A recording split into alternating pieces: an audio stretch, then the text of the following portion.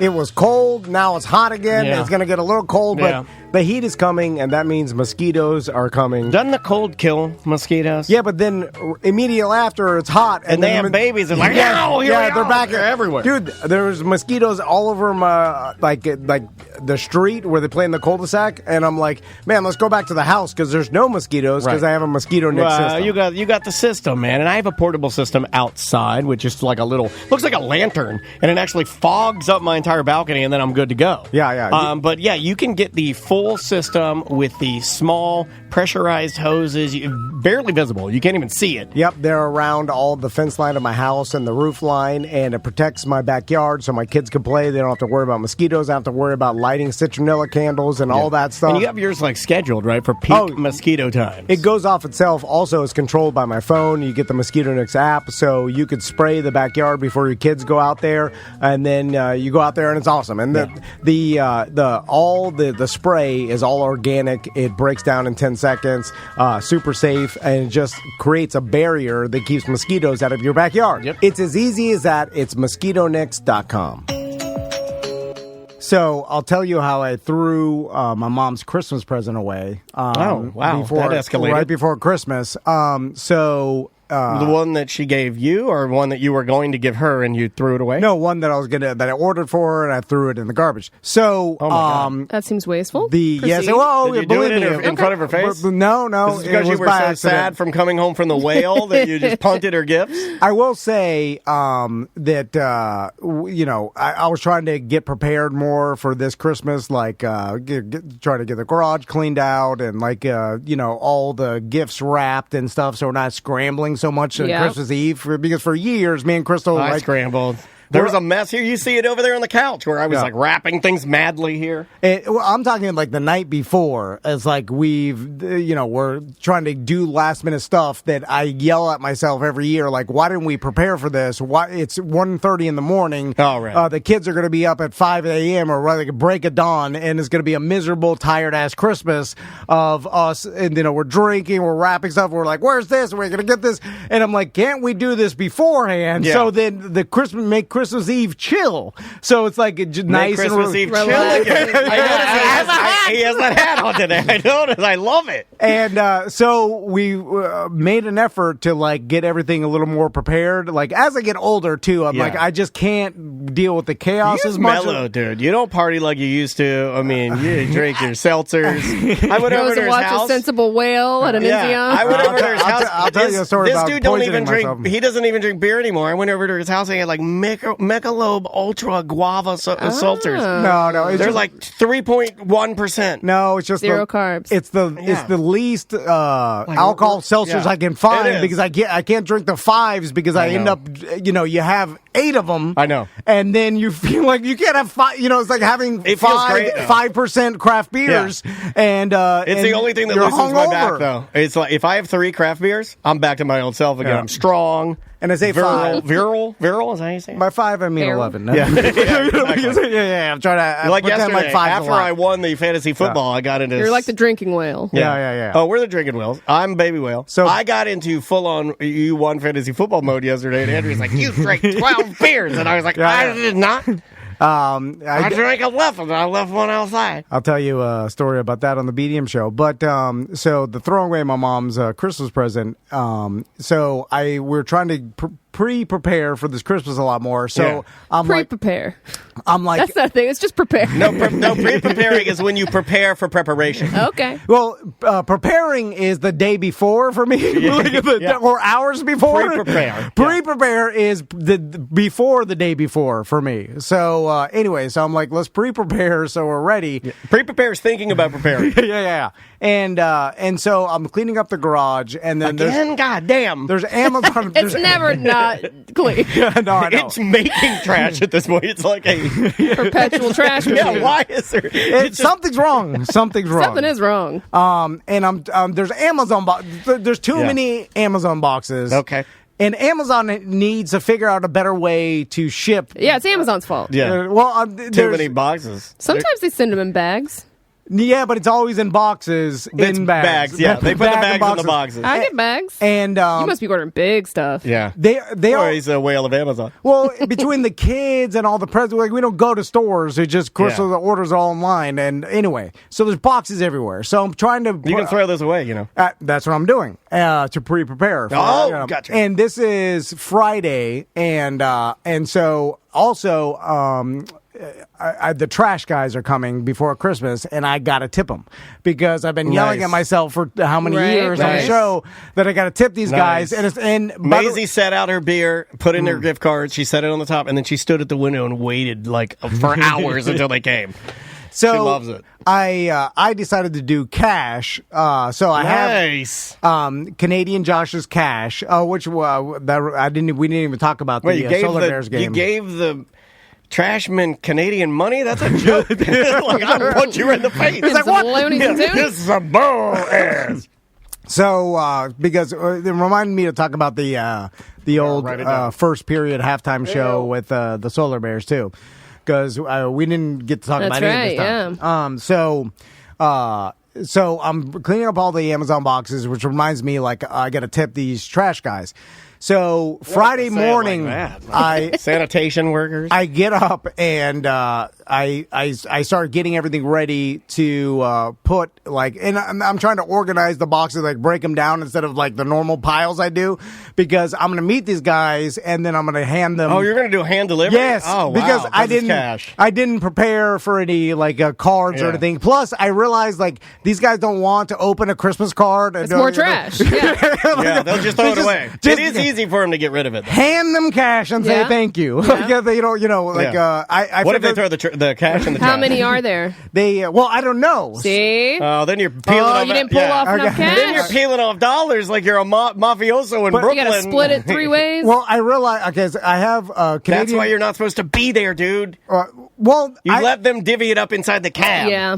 You're so, you don't know what you're doing. What am I tape it to the trash can? No, you set it on the top of the trash can. You get the beer, you put the cards in the beer, you put the snacks on top of the beer, and then you tape that all there and put it on the trash can. See, the beer, I look at it like, do these guys want to, now you got to take this beer into the cab of the truck, and if they're going around and other people are giving them beer, because that's the standard, you give garbage men the beer tip. And do they have a bunch of 12-packs inside the cab that there's a pain in the ass? I was like, well, I'll just give them... Wow, the overthinking. I know. It's still there. It's deep. It's deep. Because once the beer's out there and I put the gift card and the snacks on top, which we did, I don't know. I forget about it, dude. I don't even think about it. I don't know what kind of beer they like. If someone gives me a 12-pack of Heineken... It's free beer. No, you just give them Budweiser. We just went standard white label. Who doesn't like an ice cold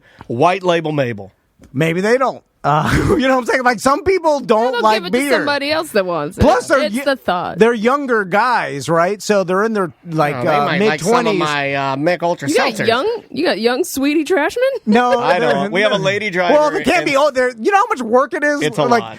I watch them go down the street, and I'm like, my God, they've done more work on my cul-de-sac than I do all week physically. What I'm saying? Crazy. Lifting up 3 trash cans per house, they've done hundreds. It's heavy. And our guys just drive. That is hard-ass manual labor. We got the arm. Yeah. And we got a lady that drives, and then 2 guys, sometimes 3 guys on the back. No, we got Castleberry. Every trash can's different size. Everybody just piles of trash. These guys are... Yeah, they deserve cash. It's hard. You're right. They deserve it is hard ass work, and then you start looking at what you pay a month to the city or whatever. It's not that. It's $6. It's the best value in all Texas. Our trash pickup. But what are we paying for? Because aren't they really just taking it and destroying the earth, just dumping it into a field? All I care about. I can dump my trash into a field. For nothing. Dude, but you know how hard it would be to take your trash and drive it to the dump yourself 2 days a week. This is a pain in the ass. I wish I lived in one of those countries where you just throw it out your window.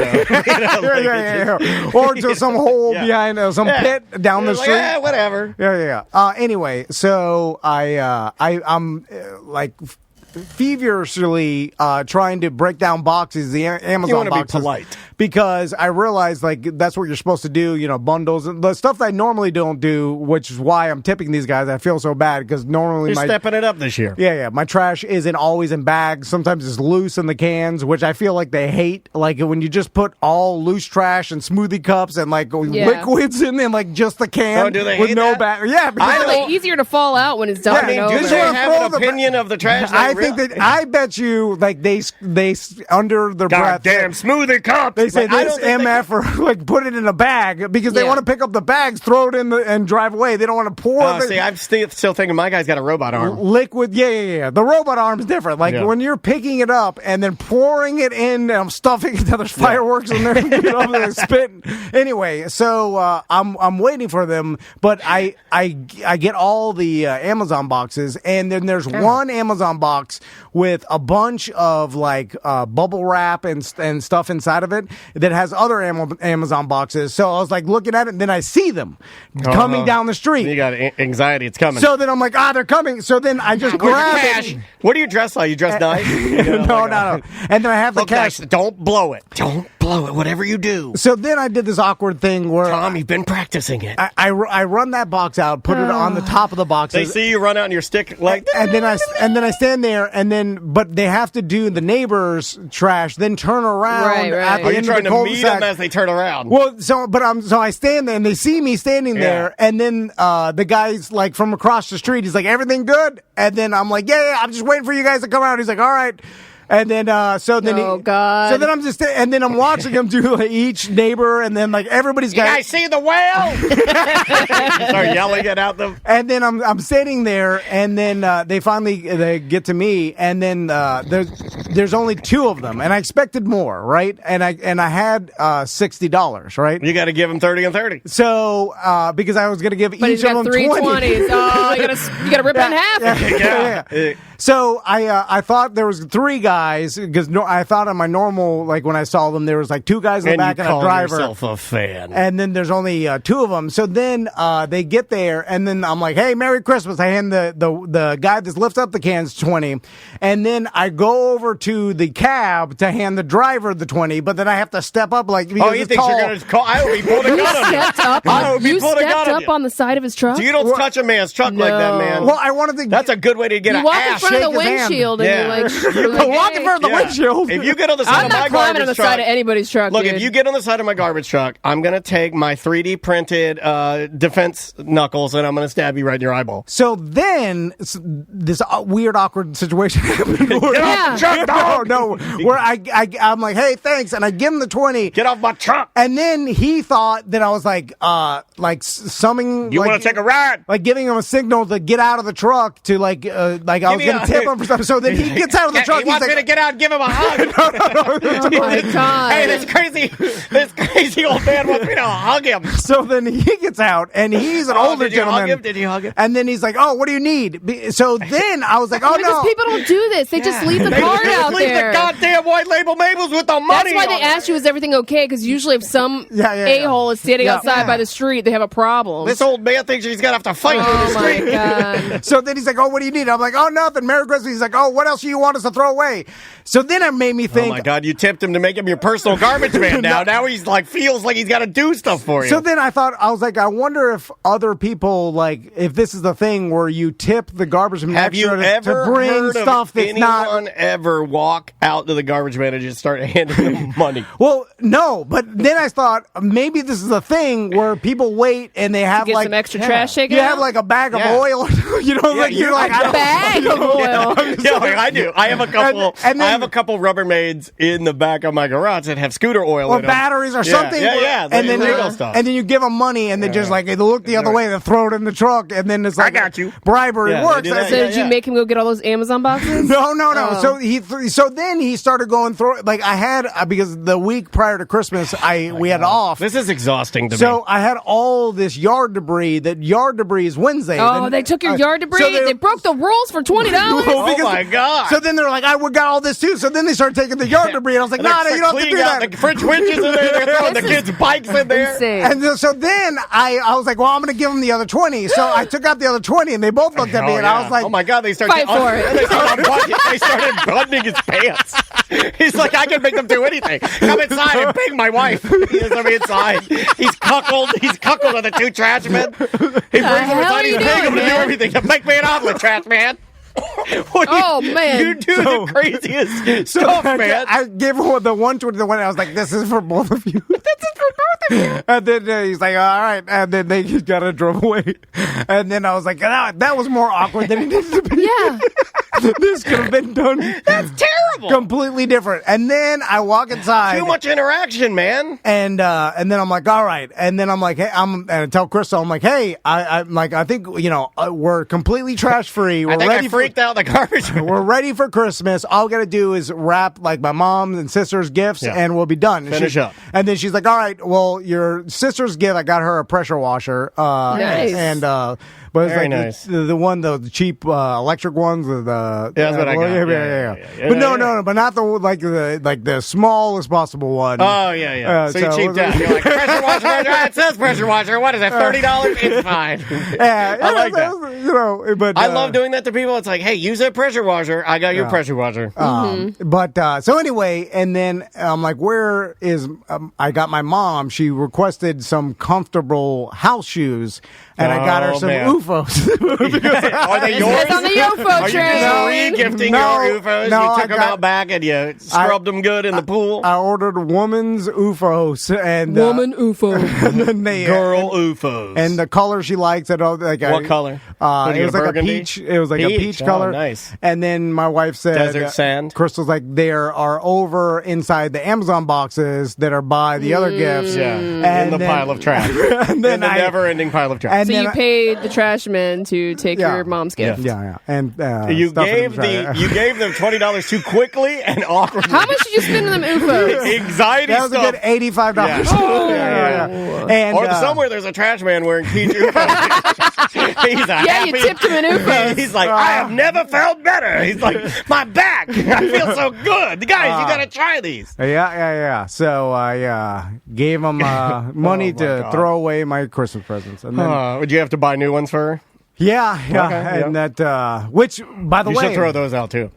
It was one of the times where I texted my mom immediately. As I was like, I threw away your Christmas present. No, I'll have to get you. I'm gonna order them, but it only is gonna show up. That this is sounds Friday. Like you forgot to buy her something. You know that, right? No, I know. Yeah, but that's what people say when they forget to buy something. They're like, oh, and then something crazy kind of shipping. That's what I told her. I was like, I know the shipping got messed up. Yep. No, you just forgot to order it, dude. No, because my mom knows me. She knows this that is why people think you're a liar, though. No, I know, because these things happen to me, and then it sounds like a lie. It does. It's like the dog ate my UFOs. It does. The dog ate my UFOs. The trash guys, I paid them to steal your UFOs. I paid them to steal them. And so then I texted her. I was like, I'm sorry. I reordered them, but they're not going to be here till after Christmas. Yeah, I threw them away. Whatever. And then she's like, it's all right, honey. Don't worry. I don't need anything for Christmas. And I'm like, no, I know you think it's a lie. You think I forgot. It's not. So I'm a horrible son. All the trash men to Christmas dinner to tell you. And so then Crystal actually found them at the mall. And the ones you threw out? No. Like they actually, I'm like, they're for sale at a store. And she's like, yeah. This is why I still go to stores. And then she went to the store and bought it. And I was like, it's a Christmas miracle. You went to the store? It blew your mind. Yeah. I didn't believe there was a shopkeeper. It wasn't a robot. I did not believe there were still stores. Yeah, but they're out there. You went and bought a Christmas present day of. They're out there, and all the people working at them are sad. No, they're sad. Yeah. Anyway, so that was that. Oh, and then Daniel and Andrew, Crystal decided to do a Christmas dinner for. That's good. We're not gonna, for the Dennis family. You don't want to come over to my house for Christmas dinner, do you? I don't know. It sounds too chaotic. I will tell you that this one was Andrea's. What was on the menu? Andrea's mother came over, and I will say that she enjoyed it very much, but she did say it was a little chaotic. Yeah. There was some. We had a fire in the front yard. A bonfire? Are we going to tell that? I'll tell. Is it a trash fire? I'll tell some of the story on the BDM show. about. I've never seen you that uncomfortable. To a point where I saw him get to a point where he was so uncomfortable at what was happening that I walked away from it. And I didn't even joke. I didn't say a word. Normally I'll make a comment or I'll try to make it light or make a he's going to go full Weisenheimer. No, I didn't say a word. I just walked away and shut my mouth. Also, I tell Chris. Ask him about Kelly days? No. But I feel bad. I feel like not look happy. I need to send them a gift, and I'll talk about it on the BDM show. Well, let's send them Christmas Day dinner time. Oh, man. Yeah, they're all in the truck. Yeah. I'll tell the whole story on the BDM show. But back to the hosting the Christmas dinner. So, okay, this goes a little further than just Crystal wanting to do these like hosting things. She's a good host. She's a great party host. She plans it well. She grew up, and her mom used to host a Christmas Eve dinner every single year. I'm sure she told you the story of how it came. And it was like this Christmas Eve dinner where she'd invite everybody who didn't have a family or someone the people from the church, anyone. And her friends and family, like any stragglers. Come one, come all, little and small. And she'd invite and whales allowed. Cook this huge dinner herself. Like, you didn't cater it or anything. No. Like, cook every meat, like gigantic for like 20, 25 people. And then I remember doing this with Crystal for years. And we were told, remember, accidentally, we were told to bring a fish. Okay, well, so are we going to tell that? And I was going to tell that story. So then she invites the Dennises and Andrea's mom came. Andrea's mom came. My mom, my sister, my niece, her mom and sister. Yeah. So we had a good amount of people and the kids. Maisie, we left Maisie at home. She's fine. There's no need to have her there. And so and then Crystal tells everybody to bring like a dish, right? And then she tells Andrea. Usually it's like a side dish. A side, right? Or something, or dessert, or So and this was like a week ago. Crystal's like, we're sitting on the couch, and Crystal's like, Dana and Andrea are coming to Christmas dinner. I'm like, oh, cool, awesome. And then she's like, they want to bring a fish. Then they want to bring fish. It was called it said a fish. Then I'm like, fish? I'm like, who eats fish for Christmas? The Christmas I'm like, that's a weird thing to say, like, hey, bring something. You're like, I'm going to bring fish. No, I asked Andrea, I was like, what does it say? And she's like, a fish. Okay. And I was like, fish? And she's like, no, a fish. like a whole fish. By the way. And I was like, well, damn, I haven't made a whole fish. This is just proof that my wife's a dumb old lady, too. So is this that Crystal texted Andrea what to bring? Yes. And she put a fish. Well, on accident, I'm assuming. I don't know. A week later, we figured out that when Crystal said bring a dish, that it just... Oh, a dish, a fish. She missed, a typo wrote fish, and then never looked back, and then when Andrew's like, all right, I'll bring a fish. and then Crystal's like, my wife's a logical bitch. Like, a fish. Oh, man. He's like, they wanted Did you bring a fish? Andrea told me that. She's like, we got to go get a fish. I was like, what? And I'm like, what the F are you talking about? And then I'm like, what? My? Like, what kind of fish? I was trying to think of what. Snapper. Snapper. I was going to try to make a grouper. I was like, what do I do? What do I do? What's a proper Christmas fish? What's a proper Christmas? Thank you, Sam. I think I even typed in Christmas fish. Oh, man. And I was like, I don't know what to bring. Yeah, you should have, Andrea should immediately, like, a fish? What are you, insane? Why would I bring that? No, Andrea's like you. She doesn't complain. She's logical, right? If I told you, if you asked me, hey, what do you want me to bring to the birthday party? And I said a fish, you'd be like, oh, I got it. No problem. And you'd bring a fish. Or you'd forget. I think I would say fish, question mark after. Because that would be a weird... Right. You think so? It would be weird. Andrew just went straight into, like, we're bringing a fish. I'm like, all right. Anyway, and then... this is something we got to ask Mo about. So the boys got this obstacle course for Christmas. And by the way, it's still up, by the way. I left it there for a week. I'm glad. I was gone, which I think is a lawsuit ready to happen. It will deteriorate, though, too, in the sun. And that's at any fine. point, it will dry rot and rocket your child into the ground. But I think it's an attractive nuisance. And like Mo would tell me, like people could jump up on there, fall, and break their neck, and then sue me and sue my insurance. The aggressive American Ninja Warrior, we have an update on the Christmas fish. Andrea said that she did ask a fish, ? And she said, I said, would anyone eat fish? To which Crystal wrote back, maybe. Well, because it's two people trying to be polite to each other instead of you bring a fish instead of being like a fish. No one's gonna eat that, you idiot. Like just yell at everybody the truth, and then none of these mistakes will happen. You guys are crazy. Well, everybody's trying to be too polite and be like, a fish? Anybody eat fish? And Chris is like, fish? Maybe. Like Chris should have said no, of course not. And then he'd be like, well, why'd you tell me to bring it? And then you said you wrote it. And then he'd be like, oh, it was a mistake. And then it was a week of Andrea wants to bring a fish. And I'm like, a fish? That's weird. I have a fish. Why the hell? I have one in my freezer. So I put this obstacle course up. It's like an American Ninja Warrior ratcheted. Which is interesting because you pay for your boys to do that already. No, but I like that. This is one at home. This one between the two mega trees that he has. Listen, when Crystal bought it and told me she was buying it for Christmas, I was like, well, that will be used once and never again. I would bet. Oh, which makes her mad. Yeah, he said that in front of her as I was leaving. That was the end of the Christmas party, is him arguing with her about how long oh my God. This is how you don't want to be there. You know how hard it is for me? I see reality, and I see what's going to happen, and then I can't stop it. But like, I know, and then when I say it to like Crystal, she gets mad at me. Why not just not say it?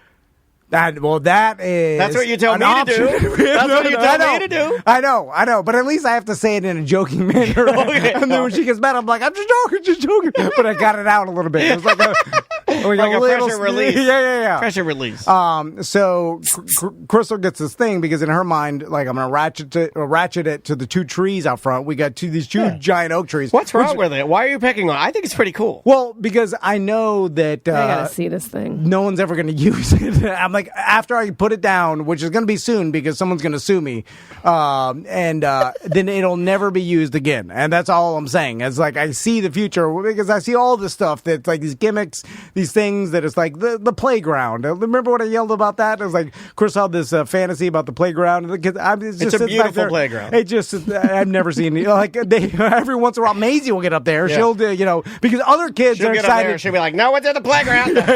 Like other kids will come over, and then the kids will like. They don't have playground. Maisie doesn't have nothing. Yeah. But they don't have a yard. It's good because they don't use it. If you have it, they're like, I don't want. Like they just want the damn video games anyway. Oh man, yeah. So I ratchet this American Ninja Warrior thing out there, right?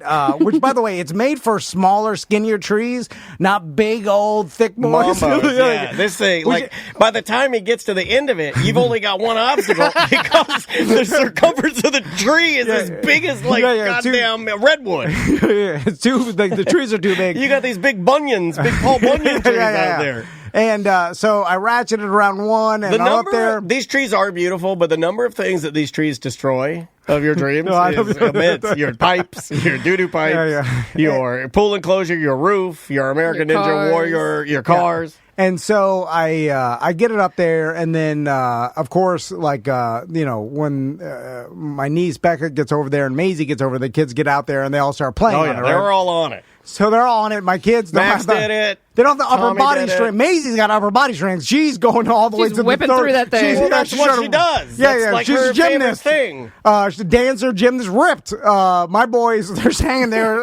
Tommy's stick bug. He's like his arms aren't strong enough to get to the next one. Tommy's falling so tall though now. He can almost reach the bottom of the ground. Yeah. Well, it's a little I ratcheted it as tight as I can. It's saggy. Anyway, and so they're up there. They just fall. Get tired of it, and I'm like, all right. Here's where they fall, though. I see the end. I went after the 10th fall. I'm like, that was it. Sam's gonna love where they fall, though. So when you get to the end of the obstacle course, there's the one where you have to use the ring to scoot yourself. Maisie wasn't good at that one. That made her mad. Man, she was getting competitive and mad about that. Well, speaking of the ring... she can't do the ring, and she was getting mad. Oh, by the way, you fall into the jagged roots. At the end, it's just... At the end of the obstacle course, you get... When you make it to the end, you celebrate by falling into the jagged roots. I was going to put a couch cushion down there, but Crystal's like, he's going to get our couch cushion. It's classic. So you got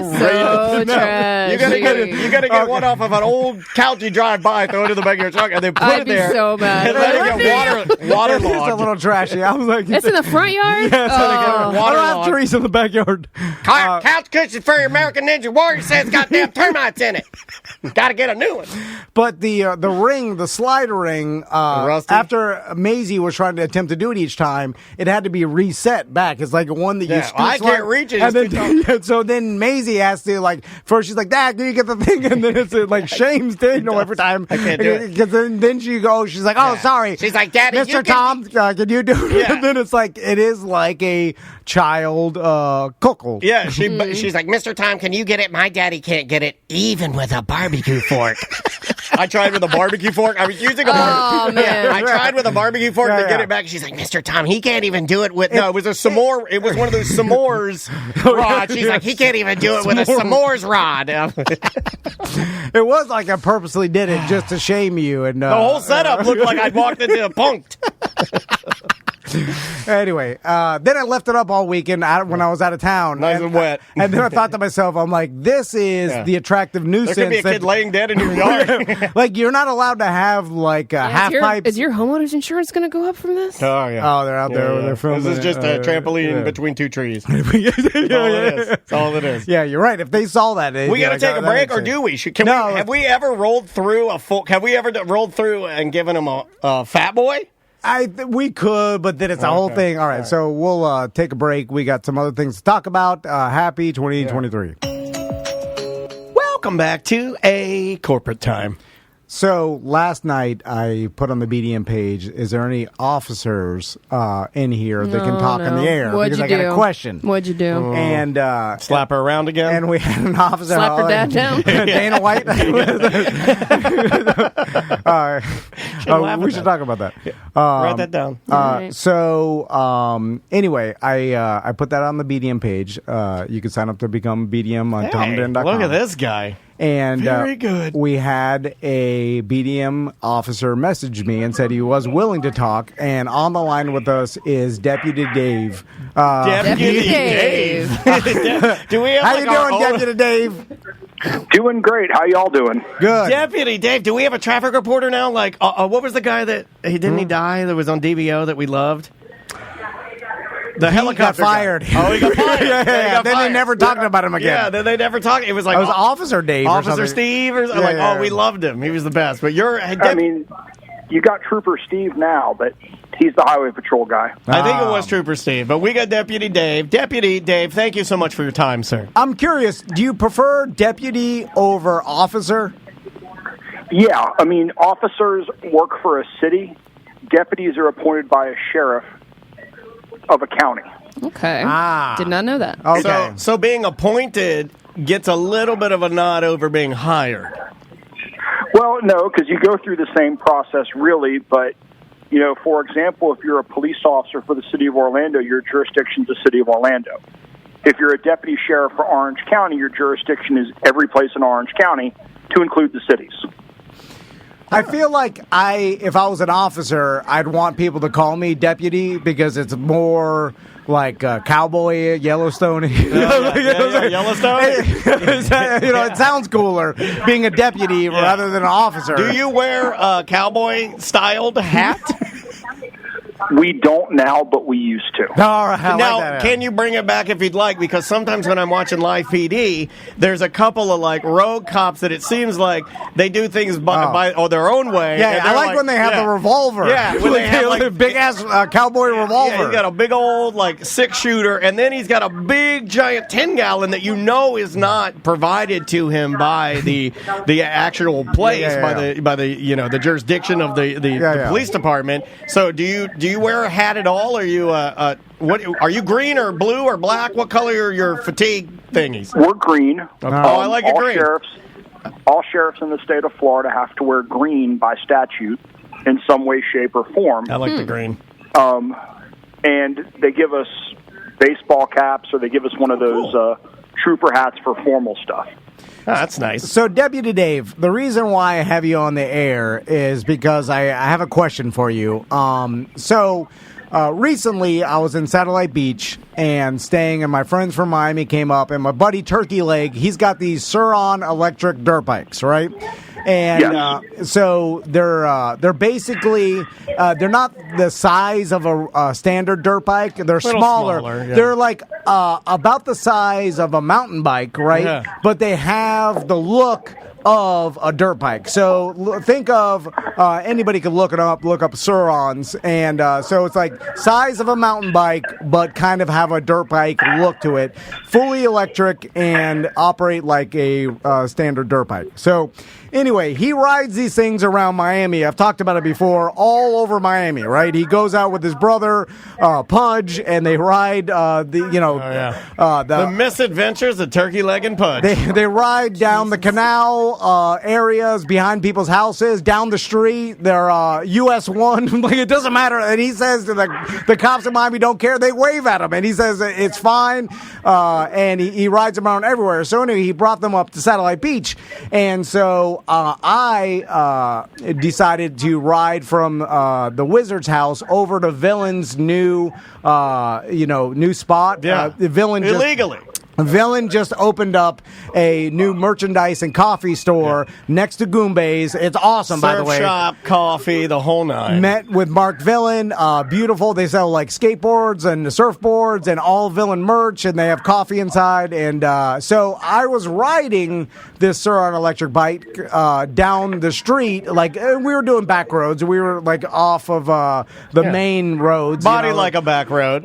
So we were going through back neighborhoods, and we kind of had to cross a couple sidewalks, and we were riding on the sidewalk for a little while just to get across, because my thinking and his thinking was no different than those Miami hooligans. that it was better than being on the main road. Anyway, long story short, Deputy Dave, my question is to you, and this is not a legal question because I know the law. I could Google the law, right? I know that it is illegal or frowned upon, at least, to ride an off-road vehicle or any motorized motorized vehicle on public roads without a tag and registration and not being proper licensing. Sure. Although I do have another ancillary question after I ask you this, but so my question is to you, Deputy Dave, because I feel like the law is really interpreted by the police and the situation. They can use their discretion, but the law is the law. And they use their discretion. Now, and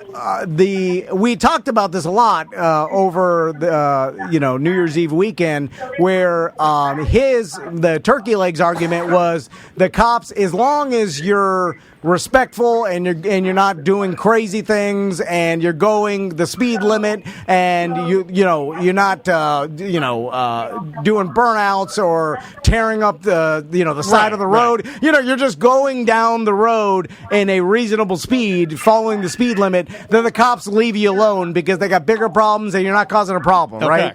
And I understood that point, but then I'm like, well, we're riding what looks like two dirt bikes on the street that have no license plate or anything. Any lights or anything? I mean, they do have lights, but it's during the day. And you're shirtless, no shoes. You're riding out of sandals, like a sandals, no helmet. But there's no helmet law in Florida. But anyway, so his point was the cops will leave you alone as long as you're not acting a fool. So, Deputy Dave, some would say driving this on the street is acting a fool. Yeah, well, that's true. Depends on where your level is. So, Deputy Dave, let's say, let me set up a scenario for you. My God! After that long setup, right? Dave's been on the line for 12 effing minutes. He's got work to do. Because I don't want Deputy Dave to just killed him in the line of duty with your words. I don't want him just to read me the statutes of the law. He knows. What would you do in this situation, I want Deputy Dave to tell me what he would do or what his deputy friends would probably do. In this situation. Let's just say you're sitting there. You're at Jersey Mike's. In Jersey Mike's parking lot. And you got your hood up because you're resting the engine. You've been doing a full day of chasing. And then let's just say you see me and Turkey Leg drive by. No, we're going the speed limit. And they fly by so fast you can smell the beer on their breath. Now, we're not kids. We're not teens. We're not frat boys that are got beer helmets on. I don't think they wear that. You're grown men. They should know better. We're middle-aged men, right? Yeah. We're obviously middle-aged men. We want to ride up to Goombay. That that have jobs, and we have kids, and I want to zoom to goom. We're driving down a residential street. Okay, dude, not a turnpike. Let him answer. If I were a cop and you talked to me this long, I would tase your ass. Yeah, well, I would tase. Shut the hell up. Shut up, tase. Stop talking. Tase. Shut up, tase. Would you pull us over? What would you do, Deputy Dave? Well, I mean, long answer is how bored am I? Okay, all right. Well, are you ever bored? I feel like there's always stuff going on. Always on the radio. There's calls in. There's a lieutenant saying something. Law enforcement is basically you're either really busy or you're really bored. Okay. And understand that when you are young and in the job, you think you've got to catch all the criminals, no matter how minor the crime. Now, your buddy Turkey Leg is getting away with it because Miami, these guys have bigger and better stuff to do. You were in Satellite Beach. I mean, they have a police department, which probably has... Little beach town. Oh, they're going to come after you. They got sandals on. 10 to 12 people, you know what I'm saying? Yeah. These guys need to justify their existence if they don't have anything going on. Oh, I'll make you crap your rip curls. So basically you're saying the smaller the town, the more likelihood you're going to get messed with. Because there's not a lot of crime. So correct. Yeah, that makes sense. So that's why the 12 o'clock boys are doing wheelies down the city of Baltimore. They leave them alone. Beer 30 boys. If you're going to break the law minorly, do it in a big city, and you won't get messed with because the cops have bigger and better things to do. That would be my advice. Gotcha. All right. So, second question, because I did. Oh wow, this one's longer than the first. Just one. Wait till you get the second one. Second question, because I that's what my common sense told me. Right, is exactly what Deputy you did Dave. it anyway. Well, I did it anyway because then I was like multiple times, right? Like did it all weekend. Because I looked at it as like worst case scenario. They tell us to you can't do this. Are you at all wheeling? Turkey Leg can. He's wheeling crazy because he's still in Miami mindset. So he's wheeling. Oh, he's the one that's going to get pulled over, not you. Now it's like a Billy Joel song. That's Miami mindset. Miami state of mind. So I thought about this. There are bicycles with electric motors in them. I hate them. I hate electric bikes. Yeah. So they're terrible. And you're allowed to ride your bicycle, your mountain bike or whatever down the street. I don't think you should be allowed to ride an electric bicycle on a bike path. Well, you're not even allowed to ride a bicycle on a sidewalk. I know that. I do it all the time. But so where does that fall into? Like if you have an electric mountain bike that goes 35 miles an hour, can you ride that on the street? The question is, are you pedaling or are you using the motor? Most of the time, people are using the motor. Yeah, well, I'm pretending to do a little pedal. Every once in a while, I'll do a couple turns. I do a 360. Yeah. Moral of the story is, if you've got the motor and you're using the motor where you shouldn't be, theoretically I can pull you over. Practically, when I pull somebody over, there's usually a reason behind it other than, hey, they're driving a motorized something on the sidewalk. There's got to be more to it than that. I mean, I didn't get in this job to hassle people. I got in this job to help people. There you go. Gotcha.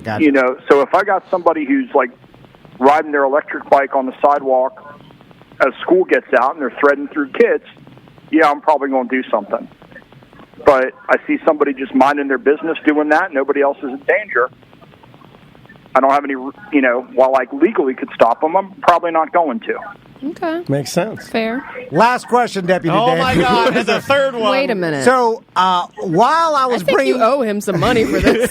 While I was bringing up my concerns to Turkey Leg, he mentioned to me, he's like, if the cop turns on the lights and goes to chase us, we'll just dip out through these fields. So now you're evading police? Wait a minute. Yeah, Turkey Leg wanted him to shoot through the mangroves and hit the beach.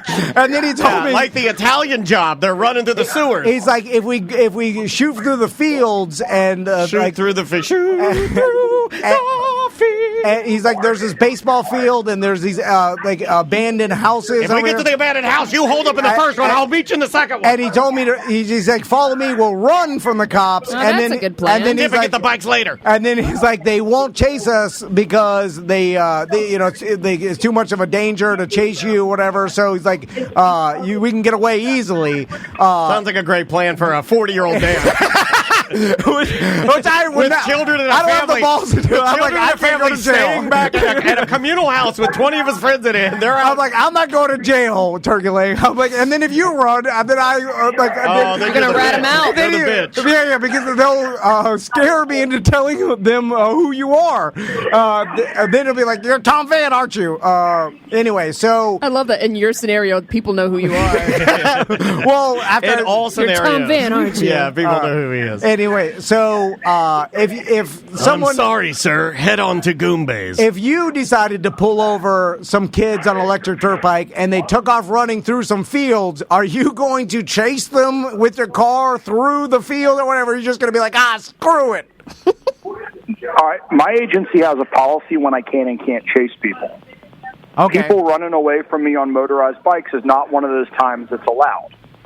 That being said, as soon as you take off from me when I got the lights and sirens on, you've now committed a third-degree felony. Woo!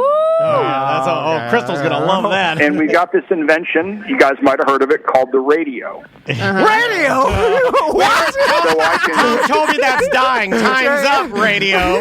Time's up for your radio, Deputy Dave. I can call my deputy friends and say, hey, this person just ran from me. Hey, Tom Van just ran from me. I think His sandals fell off. Hey, this is Deputy Dave. I think Tom Van just ran from me. He's at the abandoned house with One of his turkey UFOs leg. fell off. A peach UFO. Oh, no, we'd come to the studio so I could get a picture with my founder selfie. Yeah. All right. There you go. So moral of the story is, Don't do that. If you're doing this, do it in a big city. Small town police officers will probably pull you over because they less to do, and then don't run because that makes things worse. Now, what is the ticket if you did? Say you got a new police officer, greenhorn, let's say, and he wants to follow the letter of the law. Well, let's just go with a basic. Let's just say you got one for Christmas. You took it out around Satellite Beach because you had it there. You got pulled over. You're not hot dog. You're not doing anything crazy. Yeah. What's the ticket? Do you take the bike? What do you do? Well, I'm not confiscating the bike because the bike itself isn't illegal. It's what you're doing with illegal. Now, in my jurisdiction, we don't have some special ordinance that allows us to confiscate things like that. So some places might, but we don't, so I wouldn't take it. Now, I could get you for unlicensed operation of an unlicensed motor vehicle, which is like a $152 ticket, I think. I don't write a lot of tickets on my current assignment, so I can't tell you exactly. Gotcha. But that'd be how I'd handle it if I decided that this was something I needed to do. Awesome. And do you let the person ride back home, or do you say you have to come pick this up? Like you can't ride? Oh no, you're parking and walking, and I'm going to sit around behind the corner. So when somebody comes back and tries to get on it, then more fun ensues. Oh, that's a double dip! Dave. Now hold on. You're hiding around the corner? Don't hide around the That's corner. entrapment! Let my wife come back and try to limp that thing home. Come on, man. Yeah, because then, I Poor go... Andrea's out there. She's like, I don't know how to start it. It's too fast. we can't lift this, we don't have a truck to get this in. How are we going to get it back? Can I walk it home, or would you not trust me? Oh yeah, no, walking it's fine. But as soon as I get 10 feet, I'm like, oh, there we go, Bobby.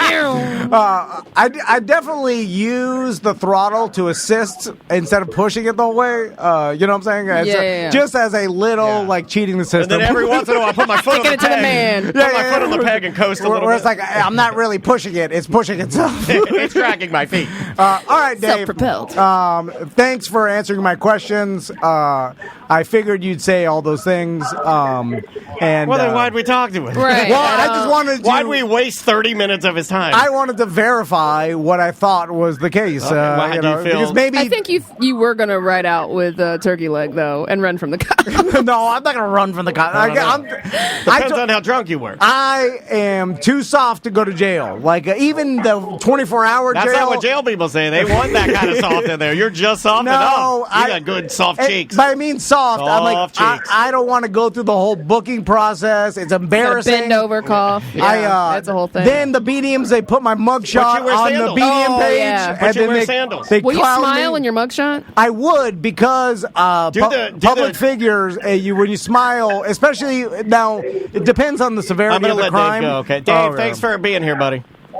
All right. Thanks, guys. Take care. And Sam. I just don't want him to have to sit there and hold anymore. While you just ramble on. Yeah, well, He's got nothing going on. He's sitting with his hood up. Anyway, so smiling in your mugshot can go terribly wrong if what you're accused of doing is horrible. Yeah, because then people think you're more horrible. Well, but what are you supposed to do? Like, if it's murder, are you supposed to be like, hey, and look like an animal? If it's anything, or do you have to look deadpan? Like, even DUI, like, people get mad if you smile in your DUI mugshot because they're like, well, you think this is funny? You're thinking this is a joke? Well, right. you have to look remorseful. Yeah, like this? Like, yeah. That's pretty good, right? Looks like yeah. That actually will help you in the trial because they'll show your mugshot and then the jury's like, he looks remorseful. See Orlando Brown's mugshot? He was cheesing. Oh, was he? Yeah. What did he do? What did he get? Domestic violence. I think he fought his brother. That's fine. You can smile at that. That's fine. I thought he knocked this old lady around. Like, you got to look remorseful in that. Yeah, if you name the crime, I'll tell you smile or don't smile. Yeah. That's a good gimmick. I feel like anything that is misdemeanor, all that stuff, like Mr. Meaner. Oh, man. That's his drag queen name. Yeah. What about peeing off the back of a boat in indecent exposure? Ooh, See, if there's kids around, then you're that's a tough one. Yeah. You know, Mike, exposing yourself to a minor. Yeah. Although that is ridiculous that they consider that exposing yourself to a minor if you're urinating on the side somewhere and then like there happened to be a kid like. I feel like that's not your intent, and unless you're egregious about it or you're purposely doing it, then it's like how and it takes a long time for me because of my prostate. So it's like that whole thing seems stupid to me. Want to take a break? Yeah. Let's take a little one. Thanks so much to well, we got a new Deputy Dave. He's good. That guy's direct and he answers the questions. We got a lot of police officer listeners because there was a handful that responded to that post. Yeah. There's, I imagine you're driving around a lot. There's a lot of time sitting in your vehicle, so you're listening to talk radio, right? I guess. I don't know. Because what else are you going to do? I would surf porn if I were. You can't because they monitor that now. No, I would just put my own laptop in there. Or your own phone, your own personal phone. Yeah, put my own laptop on top of it. I think Can you watch Netflix? No. They're because I think is it like a school bus where everything you do is on? Well, you got a camera inside watching you at all times. I have a camera in my car watching me at all times. I just realized that. Oh, in Tesla? Yeah, on me. Like it knows when I'm screwing around. That. Yeah, I don't like it either. Do you put a little post-it note over it? I wonder if you can use that for insurance purposes, as far as like if there was ever an accident. Is there for sure? Yeah, absolutely. That's why it's there. Yeah, so they can see if I'm screwing around. But you know what they added, which is really weird? They added Zoom. Really? To my car. So now that doesn't seem safe. I can pull in somewhere and I can take a Zoom meeting and it like does the camera and I just sit there. I wonder if it only works if you're parked. It does. Yeah. Well, audio will work as you're driving, which is nice. So if you were driving down the road, you could take a meeting, like a Zoom meeting, from your car. Pretty cool, I guess. I feel like it's going to be real hard to figure out who is really at fault if you're like, say you're texting and driving, but it's on self-drive mode. You know what I'm saying? Like, I think it's still. I think the way that I'm going to still have to be paying attention. Yep, I'm going to imagine it shouldn't be the same. I'm going to imagine that hurts you more. I'm going to go the opposite of what you're saying, and I'm going to say that if you got into an accident, and let's say one side is the plaintiff side saying you were texting, and you're saying, nah, it was on self-driving, that immediately they say, well, because it was on self-driving and because we think you were texting, no matter what, you're still at fault because it was on self-driving. Somebody in the chat says that they watched Netflix and YouTube all the time when he was a deputy, but they didn't have dash cams or body cams then. Yeah. Sweet spot. Yeah. All the cameras really ruining your life. Took the fun away from being a cop. You also used to be able to steal reams of paper out of the Real Radio prize closet for your printer at home. But you can't do it after they started putting all the cameras in there. They locked them up. I didn't do it, but I know people that did. They would just steal everything, man. Steal paper clips, pencils, reams of paper. It just shouldn't, toner cartridges. It shouldn't be an equal crime if you're texting and driving with self-driving or you're driving yourself. You see what I'm saying? Like, because it's a lot less dangerous if the car is driving itself and you're texting and driving. That's probably true, but I think the way that it's written, it's all on you. Yeah, everybody in the chat room is saying that it's all on the actual driver. But it's like DUI on a horse. It should be weighed differently than DUI in a vehicle that you're in control of. I know you're in control of the horse, but the horse has a brain. What if the horse was drunk? Well, that's what I'm saying is like can't prove it. If your Tesla's driving itself, can you breathalyzer a horse? Yeah, but you got to do it anally. It's disgusting. All right, let's take a break. It is another corporate time with Tom and Dan. I'm Dan. I'm Tom. Samantha, our producer, is here. Let's plug some stuff. Well, the Get Hooked fishing tournament is this Saturday in Sanford, and the Seafood Festival. Eric's going to be out there. I know Secured Roofing and Solar is going to be out there next to Eric. I might have to give me some seafood. They're doing a Get Hooked after party with the supervillains. I know. Yeah, and they got like bands playing, including the supervillains, but not limited to. I think there's a couple of bands playing that night. And the next day, the Sanford Food Truck Fiesta, which Eric will be out as well. Yeah. Oh. Party girl boys. Yeah, what were you doing last night, buddy? You don't want to know. You don't want to know. Also, Sofa and Suds, January 22nd. We have Science on Tap the 21st at the Orlando Science Center.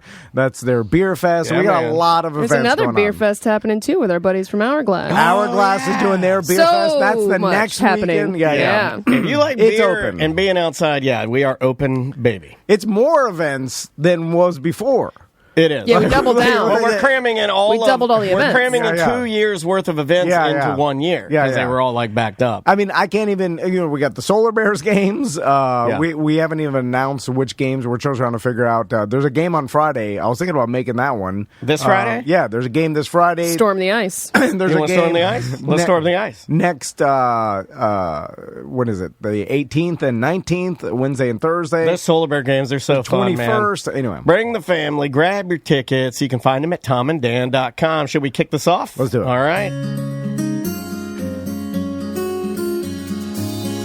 Tom wanted to do a bit. He called it Weird Job Wednesday. Dan really likes it. Tom says that's bullshit.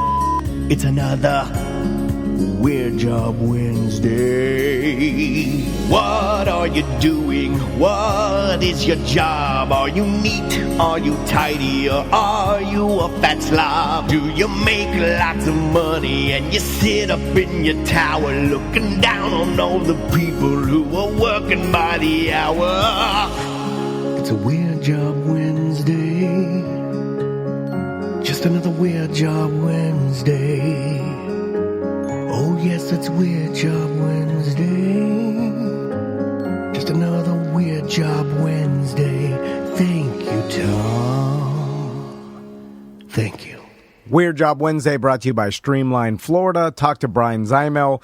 His cell phone number's on streamlineflorida.com. Yes, sir. And you can call him directly. He'll help you out. Talk to your parents about reverse mortgages and how they could stay in their house. Oh, my God, you got me for a second. I thought you were doing one of those commercials where, like this, I've been watching too much children TV with my daughter where they're like, ask your parents before you call. Mm. That's what I thought you were going to do. Ask your parents about a reverse mortgage. Ask your parents before you call. You've seen those, right? For the balloons and all the Hatchimals and the pet things and the water balloon guard. Anyway. They should just tell you, get your parents' credit card and tell us what it is. And then exactly. We'll send you the toy. Use your parents' credit card. Steal from them. All right. We've got Nick on the line. How you doing, Nick? Doing good. So, Nick, what is your job? I am a banana farmer. So's my husband. Nick went to school with my wife, and Nick not only is he a banana farmer, but he has his own, like he does more than just bananas, but he has like, I thought you'd find this super interesting. Yeah. He does all of this, and he has worked his way up as a certified doctor. He's a doctor. He's a plant doctor. He's a banana doctor? He's Dr. Bananas. And he knows my wife, and if you can go to his website and plug your farm, please, Nick. MK Lago Farms. MK Lago Farms, and you can go there and see him and his beautiful family, and they do it all from the ground up, man. They do the real deal. So, Nick, where are you located? A little town called Canal Point. It's on Lake Okeechobee. Okay, so it's in Florida. It's weird because I thought all bananas came from South America. and ladies carry them on their heads. Yeah, we basically we adhere to your standard banana stereotypes. Yeah. I'm all I know about is Chiquita. Yeah. I don't know if you ever heard of it. But so you can grow bananas in Florida, and it's fine. Perfectly fine. It's a challenge in Florida. So let me ask you this. Okay, let's go back to the beginning. How'd you start, Nick? How does one become a banana farmer? Start from the beginning. All right. Well, I went to school for plant science, and then in 2009, the house that I was renting had some bananas behind it, and I started doing the math on, how much a stock of bananas was worth. And I'm like, well, this seems like a pretty easy business to be in. And so I found some property, leased it, and planted 2,000 trees. Okay, so hold on. So, Nick, let's talk about the actual bananas first. Like, in Florida, every once in a while, like someone will have a Florida banana tree, and they're smaller bananas. Yeah. We used to have them when I was a kid. And every time I've eaten one, I've eat it, and I'm like, I'm like, this is no banana that is from Publix. This isn't a Chiquita. Yeah. Because it's a different taste, and that happens, and So, do you have to get a specific type of banana, the ones that sell at the grocery store where everybody's used to eating? Yeah, the banana that you normally see in a grocery store is a variety called Cavendish, and it's just one of 2,000 varieties of bananas that there are. It is not one that grows very well in Florida, though. So why doesn't it grow well in Florida? It's really sensitive to the cold weather. And, even though you don't think of Florida getting cold, anything below 50 degrees is cold for bananas. So this little cold snap that we just had, it was bad for bananas. I've never known that, but, man, bananas are like me. They like it warm. Well, the tree, I have some sort of banana tree in my backyard, but it doesn't produce bananas. It just produces tree trash that falls everywhere. It's a trash tree. Yeah. There's no actual banana. It's just all brown leaves that fall off and litter the floor. And then I see them, people have, and they grow like crazy. They grow like weeds, but all it does is just produce brown tree trash that falls all over the floor. Over the place. So how'd you protect your bananas during this cold snap? How do you go about that? Because we know about, protecting oranges from the freeze, and they turn on the sprinklers, and they basically coat them in ice so it doesn't get below freezing, and that's how they save those. How do you save the bananas? If we get an actual freeze this far south, I'm SOL. Okay. Really? Yeah, but I'm right next to a large body of water, which keeps it warmer. And that was all by design, I'm sure, right? So when you were... Yeah, I picked that site because it's next to the lake. That's crazy. So do you enjoy the challenge of producing something in an area that, isn't amazingly desirable, but you're able to find the type of banana that you want? And then I guess, don't you do some mangoes and stuff too? Do you just try to find the stuff that you can do your best and then improve upon that? I enjoy the challenge. A lot of it is just figuring out, you look at what everyone else is doing, and then I'm kind of one of those people who's like, everyone else is doing this, I'm going to do that. Yeah, just change it up a little bit. Nobody was doing bananas, and I'm like, well, I'm going to do them. And it turned into now 14 years of hard labor and learning a whole lot about something that I knew zero about when I started. That's crazy, man. So Nick, how many bananas does one tree yield? And then I got a bunch of questions about how do you even move these bananas, because selling them in so hard wholesale, for me not to talk about moving my own bananas. So how many bananas will one tree yield over a year, I guess? The first year that you plant it, you probably won't get anything that first year, and in the second year you'll end up getting 2 crops. the main plant will make a plant, will make fruit, and then about 6 months later, one of the little suckers off the side will make some more fruit. And each harvest is usually 40 pounds of fruit, which is about 120 bananas. Wow. Per tree. Yep.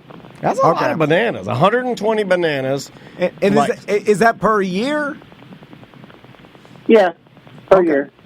So 2,000 trees at 120 bananas a tree per year. That's a lot of bananas. Yeah. So yeah. Nick, I'm curious to what the business of bananas are. Like, so once you have all these bananas, who buys them? Like, where do you move them to? Yeah. Like some wholesaler buys them all, or do you is it smaller, like mom and pop farm to grocery table store? type stuff? Yeah. Like, how does that go? Most of what I do anymore, it's people that are just curious. They'll call me up, make an appointment, and I'll cut fruit for them. And usually they buy the entire stock. They'll buy 40 pounds of bananas and they'll take it home and do it that way. Bake they'll hang it in their garage, wait for it to turn ripe, and then they'll eat it. Okay, so this is not a case where you are wholesaling, 10,000 bananas at a time. At the beginning, I did. Okay. And I would wash them, put them into boxes, fill a truck up, and take it down to Homestead and sell them. There's marketers in Homestead that'll sell them for you. So now, as I've gotten more established, people just find me. Wow. Gotcha. So are you almost like, and pardon the expression, but craft beer is small batch and more coveted because of the ingredients. Yeah. They don't distribute. A lot of them don't distribute. You go straight to the tap room. You go straight to the tap room. Are you like a tap room of bananas where if I were like a health guy or a fruit guy, because some people are crazy, my daughter's crazy about fruit. Do you have people that like your bananas so much they're just like, I go to my little craft banana place and I go and I see Nick and he cuts me the stalk and I hang it? Like, is that kind of a good analogy for what you're doing versus like big banana? Yeah, that's a lot more accurate. Craft bananas? Never thought about craft bananas. At one time, I had 35 different varieties of bananas. What? And I get people calling me from, other parts of the country wanting to try some fruit. And I get a lot of people that drive up from Miami or drive from Orlando or Fort Myers coming over to buy fruit. Yeah, and you get a lot of this now, and this is bigger, I want to say, out west, where there are these little family farms that Matty Matheson, the celebrity chef that's on YouTube, he has one that he partnered with, and it is kind of like, and I think Nick is sort of doing this, where you almost become like a farm theme, not like really a theme park, but like people... Like a destination. Yeah, you're a destination now. You're an attraction. People are seeking you out because they want to go and they want to get the best carrots or the best potatoes. Small batch banana. Or strawberries, or I want to get these bananas that Nick has and no one else has because they're these kind, or they're the freshest. So, Nick, let me ask you this. So, I recently started growing some tomatoes again in my tower garden, and they taste better. Like, when you cut them open, they're more red inside, and they have a better flavor. No snot, or whatever you call it, tomato boogers? Yeah, there's less. And then, and Crystal, she was like, they taste better. Yeah. And then I'm like, and she's like, oh, that's because when you buy them from the grocery store, they have to put preservatives. They cut them before they ripen on the vine. Like all of the shipping, different things. Yeah, like there's a lot of things that take away taste. And I'm like, is that true? Like, how so then do your bananas taste better than store-bought bananas? I certainly think so, and most people tell me that's the case. The reason your store-bought bananas don't really have a lot of flavor is they're about 3 weeks old by the time you get them. Whoa. So they cut them in the jungles of, Costa Rica or Ecuador, and they go into boxes. And then they're put in cold storage at 58 degrees. And they stay there until they come to port, and then they gas them at the port to turn them yellow. And by that time, they've kind of lost a lot of their aromatic flavor. Interesting. When you come into my farm and you're getting bananas off the farm, even if they're green, when you buy them, they're still younger and they haven't been exposed to cool temperatures. And you know that flavor you get out of like banana candy? Yes. The bananas will still retain that flavor. Like that's not just some made up flavor. That's, it's really strong in some of the varieties that I grow. Oh, so it has like that strong. I see. My dad and I. One of our favorite things was like banana popsicles. Yeah. And you can't find them anymore. My dad loved a banana popsicle, and he did. It had like this flavor. It was just like pungent banana. Like big banana. Yeah. So, also, like, when you cut a bushel of bananas, how many are in a typical bushel? About 120. Oh, okay, so when you cut are you talking about the big? Yeah, the big bushel, like, where you hold it up and there's, Yeah, so there's about 120 in the novelty thing of bananas that people hold up? Yep. So, and if it's been well fertilized, I mean, obviously you can have, like, 5 pieces of fruit, but, well-maintained, fertilized, it's usually about 120. Gotcha. Now, so people will buy a whole bushel from you? Yes. It seems like you couldn't eat that many bananas in enough time where they'd go bad because banana muffins, banana bread, banana cream pie. Yeah, banana bread. Because every time I buy bananas and oatmeal, bananas and cereal. Come on, like what do they call it's not the bushel, but the bunch, a little bunch at Publix or whatever. I'll get that, and every single time there'll be one black one at the end because we didn't go through the 6 or 7 in the damn peanut bunch. butter banana sandwich.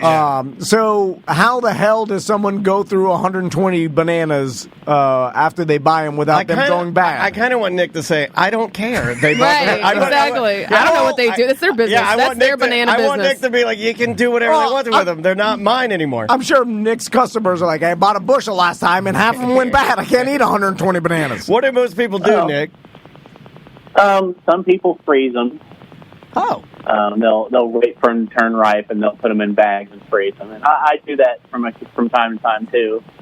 I didn't know that was a thing. I didn't know you could do that. Can I get a bunch of bananas if I like them, freeze them, and then whenever I want to make like muffins or bread, I can just pop them out and I'm good to go? Yeah, you got to wait till they ripen. Okay. And then you peel and freeze them in a bag, like kind of flat. Good to know.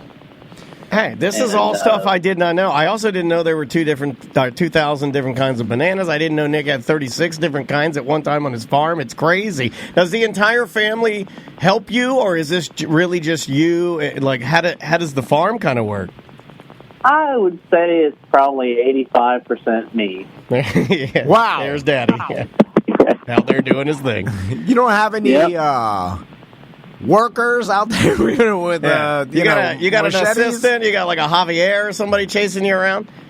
No, I will occasionally get a helper if it's something big, but I haven't had help in regular help ever. That's crazy, so, man. How much for a bushel of bananas? Like if I go to your farm and I'm like, hey, I want to go. Do you let your customers cut their own bushel off the tree, like self-pick strawberries up here? You go to a Florida pick farm or whatever? We got the blueberry farm. No, I mean, that's kind of dangerous to give some random person a machete and tell them to go hack away at something. Oh, you use a machete. Bananas are one of the more manly fruits. But that's the part of... Machete, look at the shape. The experience, Nick. I think you're losing out on some business of, like, giving someone the machete, having them go, and then telling them... Tank that's America. A liability, he doesn't man. want the insurance. And then you have a bunch of smaller banana trees that they can go kick. Kids. Well, they can kick them down like they do. You ever seen, like, those Muay Thai guys in, like, Costa Rica? They'll kick a banana tree down with their shin. Yeah, I've seen that. Yeah, so you have the kicking tree section, then you have the machete section. Well, now you're turning his whole farm into a mockery. I'm just saying that's how you make more money, Nick. It's a whole experience. It sounds like he's doing fine. He's chill. Then you get an AK in the back, and they'll shoot into a log pile. No, it's just for photos. It's just for photos. Okay, aim it to the sky and take a photo with the banana man. Oh, sorry, Nick. I mean, the real struggle labor-wise is keeping the plants looking nice. Right. And that takes a lot of effort. A lot of my time.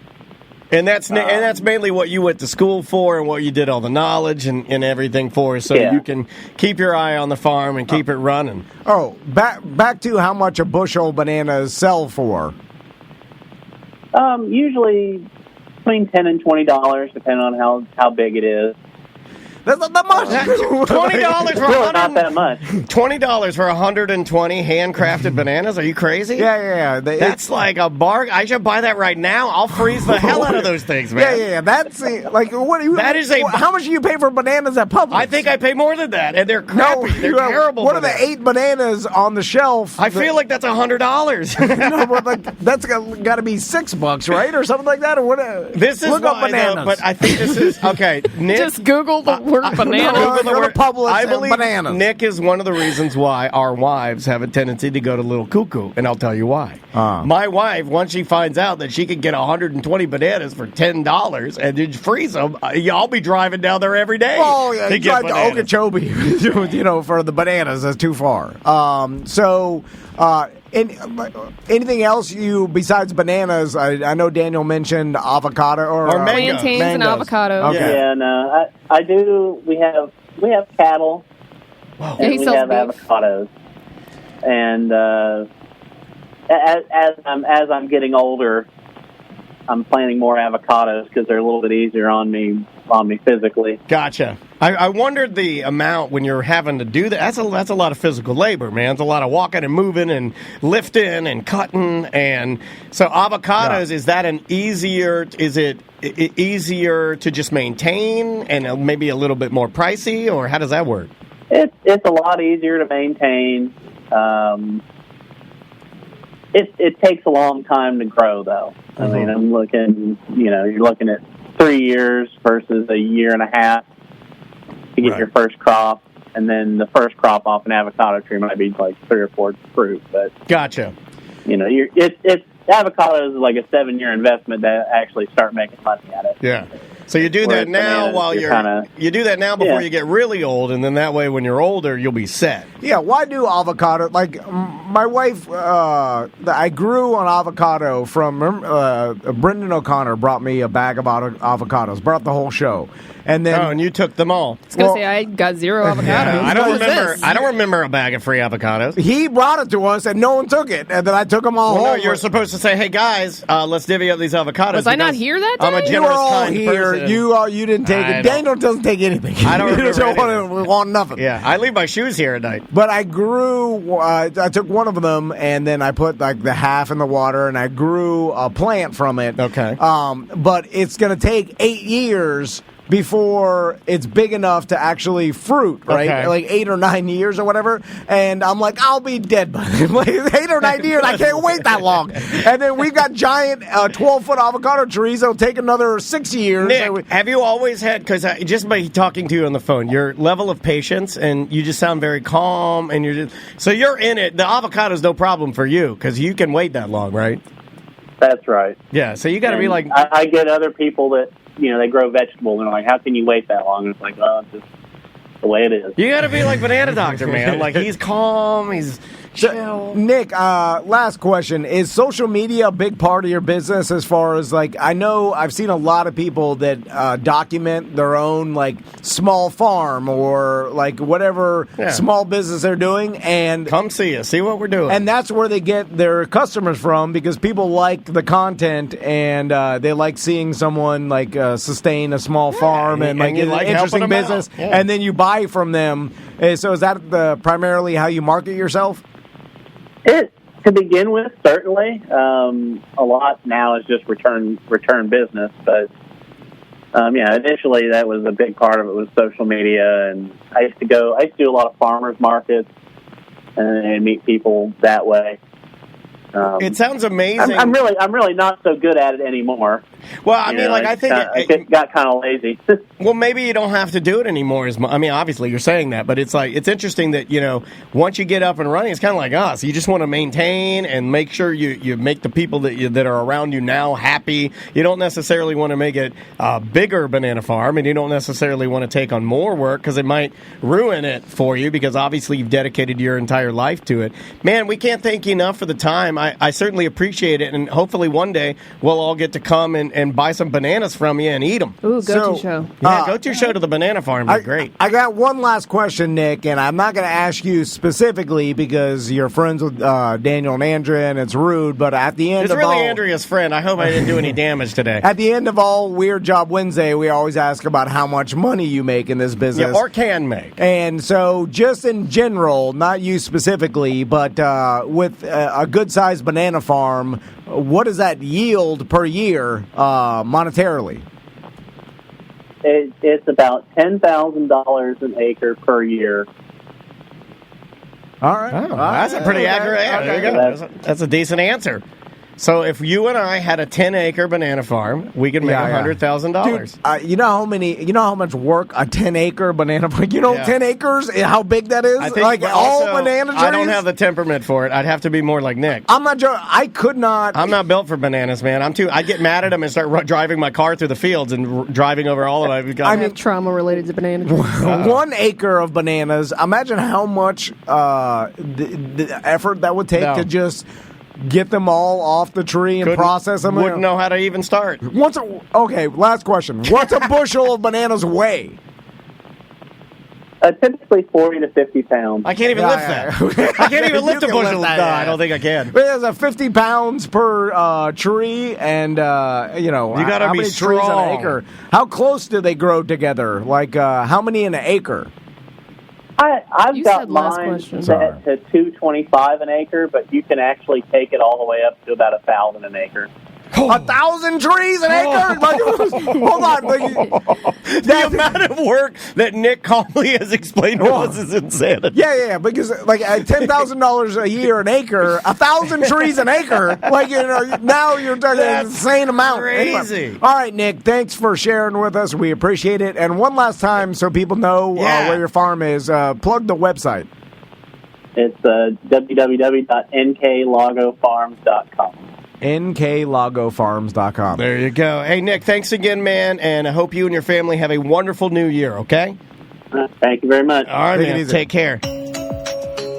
Welcome to A Corporate Time with Tom and Dan. I'm Tom. I am Dan. The Florida Smash Beer Fest will be Saturday, January 28th.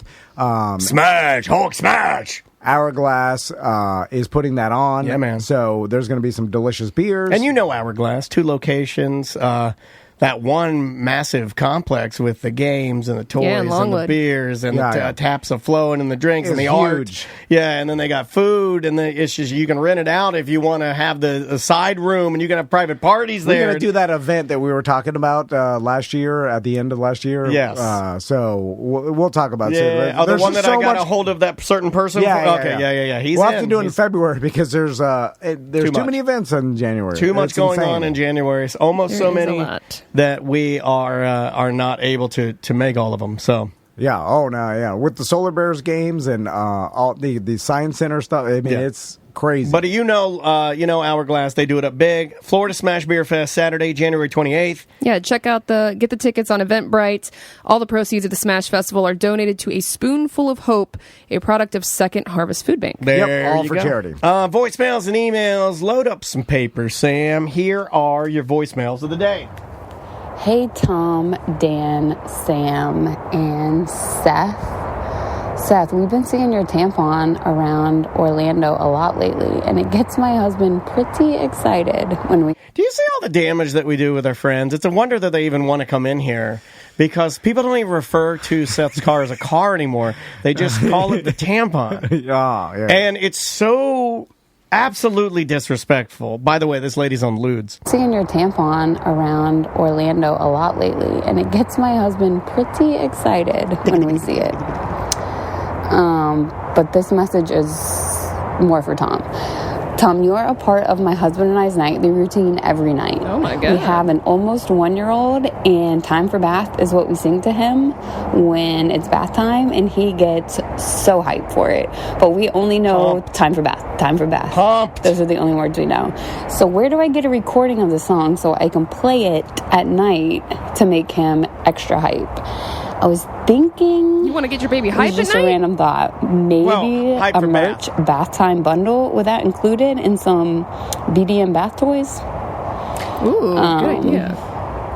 Yeah, let me know what you think. We're not getting into Love kids' ya. bath toys. No, we I tried. don't know, there could be some money in it. No. You get the Time for Bath MP3. And a little No, towel. we already have the Time for right? Bath MP3. If you go to tomanddan.com. No, don't tell them we're going to sell it. Well, you it's get free in the now. bundle. tomanddan.com/merchandise.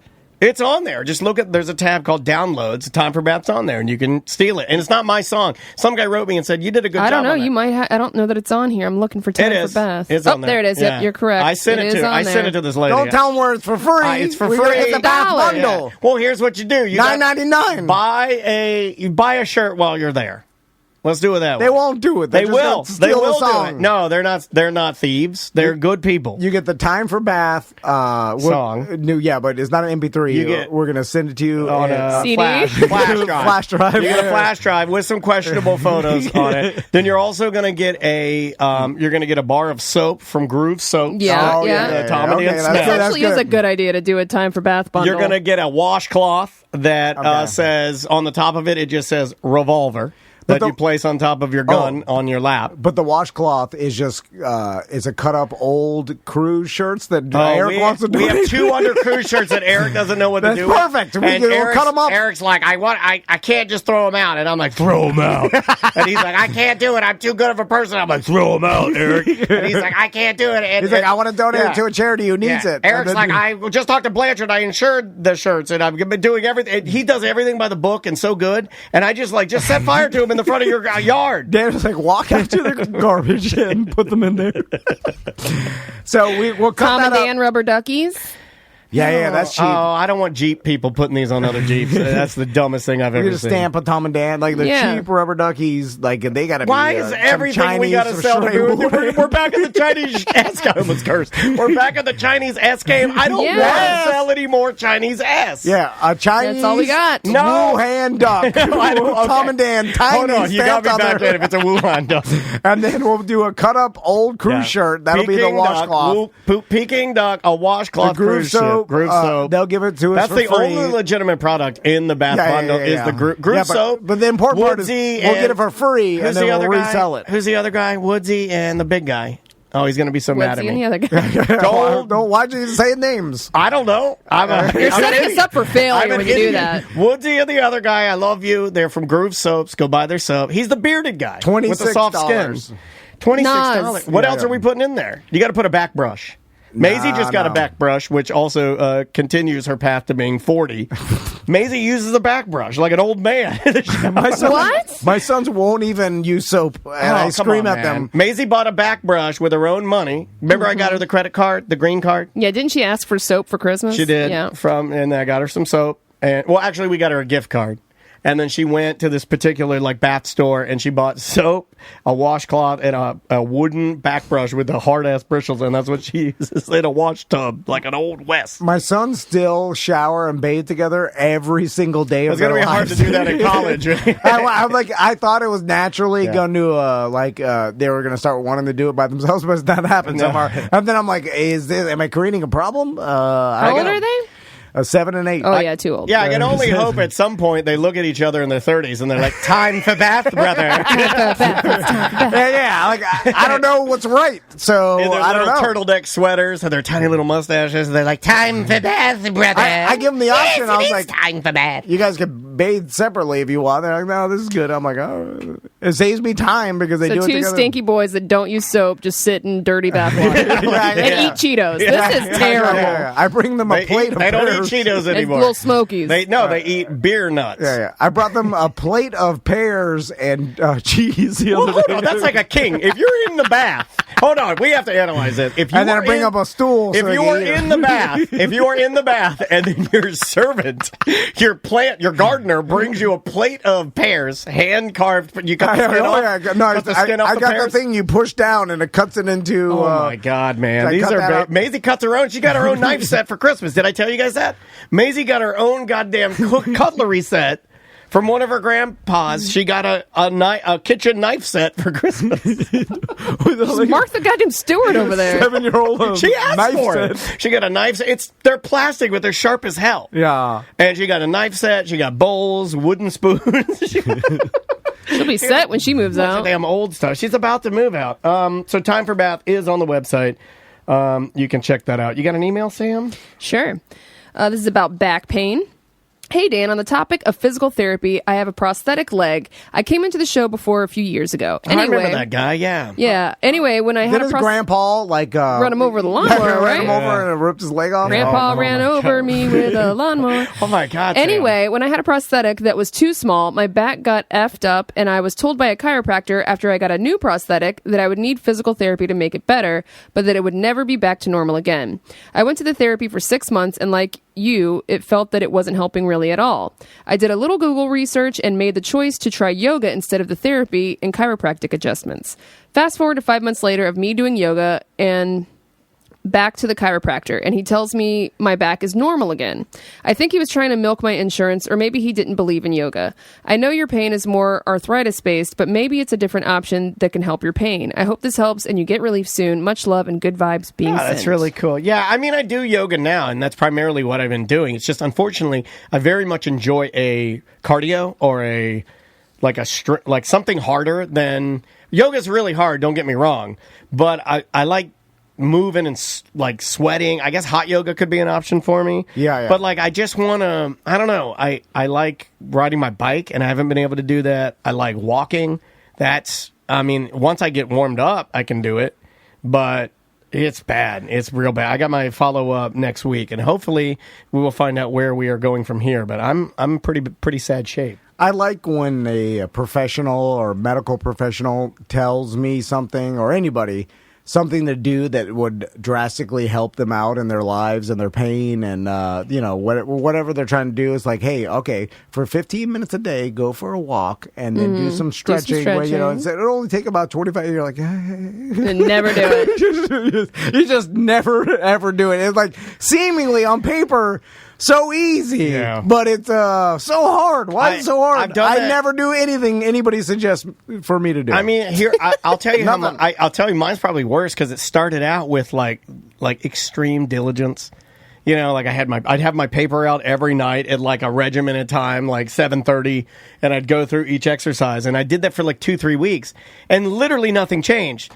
So then I go the opposite direction where I get mad at it now. Right. Now I'm like, well, this doesn't work. And that's not good. So I'm not going to do nothing. Right, exactly, and that's not what you're supposed to do. I think you're either supposed to stick with it, follow up, try something add a different. Little I don't think you're supposed to just get so angry at it that you just like, well, fine, I'll just sit here and die. And that's what I like. That's kind of where I'm at. Yeah, I like getting mad and saying, fine, I'll just die. Well, that's where I'm at. That's fine. You probably heard me scream that. You've heard me scream that a few times. I like that better than someone telling me about all the little walks and the stretches I should do because I'm like, I just die. Well, some of them are so stupid. Like one of them is like, they're all bad. Like one of them are like, I put my feet together like a crab, and I'm like, I spread my legs, and then like try to open my hips because my hips are like all tight and screwed up.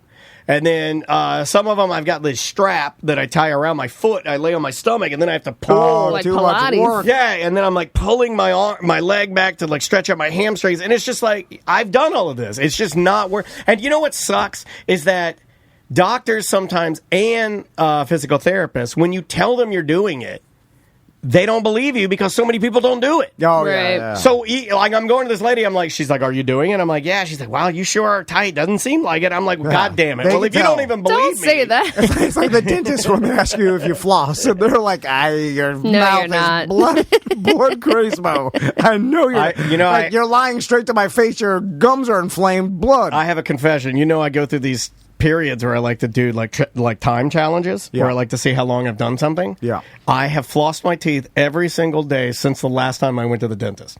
Every blanking day.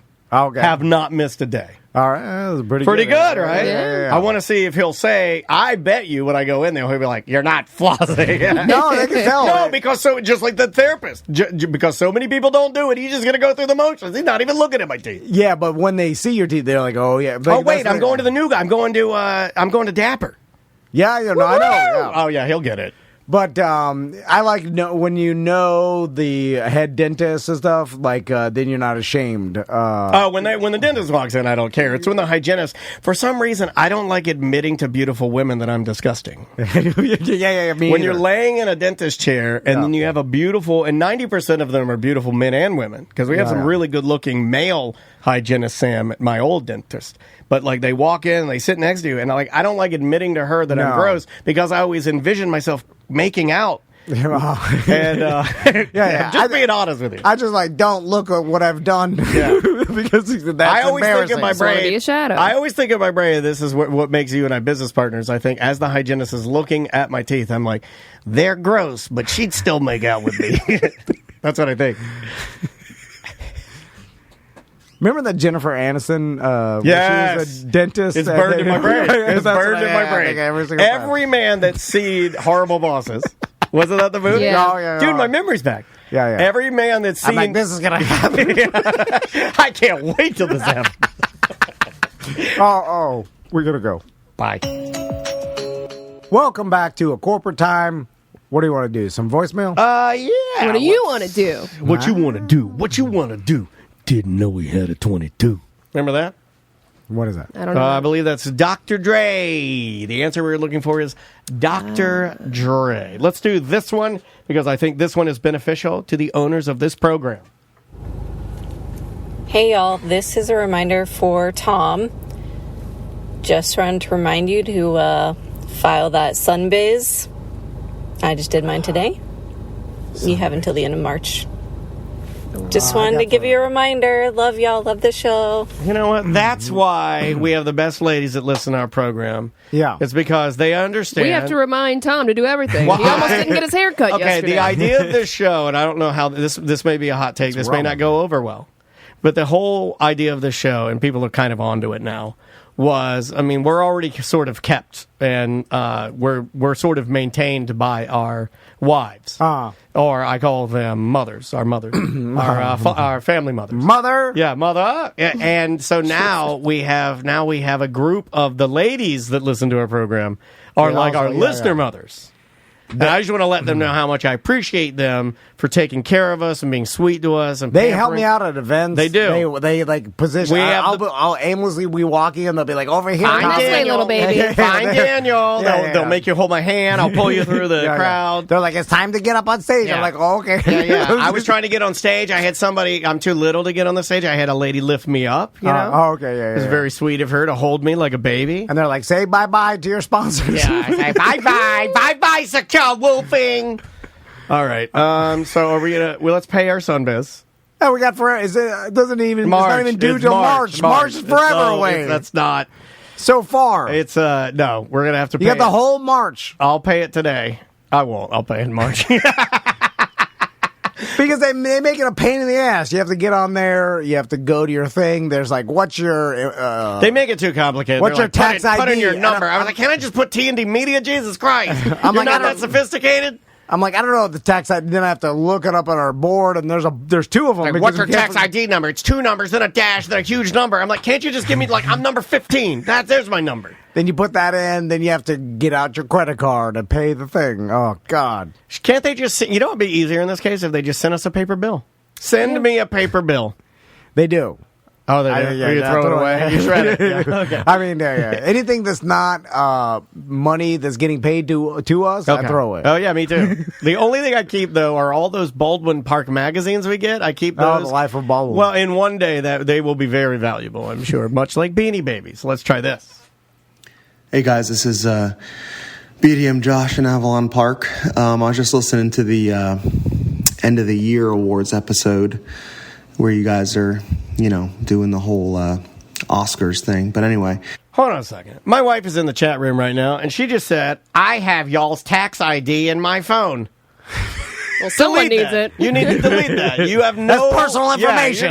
You're not, hypocritic oath or so that stuff. You're not supposed to be meddling in man. This is a man-run company by men. And you get out of our financial affairs. If you want to help me, every year where your guys' taxes get filled out by somebody else, every year. Yeah. Last year, how does that happen? We had our identity stolen, and our taxes were filled out by one Javier Mahmoud. We have no business doing business. Yeah. Oh, write that down. That's really good. Back to this guy's. That might be a vanism. Back to this guy's voicemail. I just listened to the second. Is it a vanism or is it just a country song he stole while riding with his wife? You're riding with your wife. You heard the country song. You're like, we have no business doing business. That you guys had done where it's best old man, where you guys call yourself a dumb old man, but the one that won was Taco Bell. Spoiler alert for who hasn't listened to the episode yet. But the one that won that was the Taco Bell, where Dan writes the email to Taco Bell. But that reminded me of something that happened a few years ago. Have you guys ever heard like an old man order food at a fast food restaurant? So I was actually at a Taco Bell a few years ago, and I heard this old man. First of all, he orders a la carte. Like, this guy doesn't know what a combo is, right? So okay, I have to stop for a second. My wife does this. I think what he's talking about. Andrea does this, and it gives me anxiety. When we're going anywhere, in my brain, I have exactly what I'm going to order loaded like I were the last man standing sniper, ready to fire, last bullet, ready to save backwards. Hat backwards, black sunglasses, iridium blades. I got the gun. I'm taking him out, right? I'm taking out Saddam. I got my whole kids don't know who Saddam is. I got my whole order loaded, everything loaded, how many condiments I want, where I want to sit, everything. And undoubtedly, we'll get the Chipotle, we'll walk up there, and Andrea will be like, yeah. Crystal does the same thing. She starts looking at the menu as and if I'm like, stop! I'm like, what are you looking at? They don't have that much. It's not like you're trying to figure out what you're in Egypt trying to, like, what they eat. I don't know the translation. What's the King Tut reference again? Anything fancy he thinks is Egypt, which is actually a hellhole.